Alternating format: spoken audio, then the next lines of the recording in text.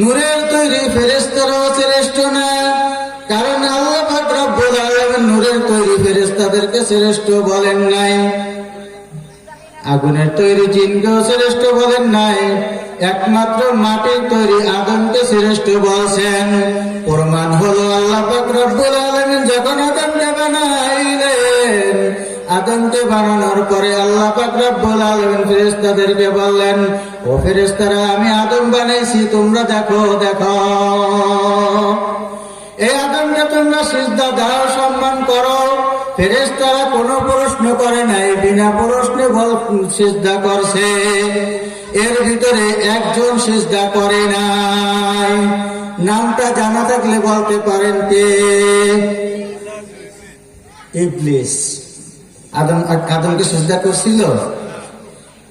আদমকে সিজদা করার আদেশ ছিল কার?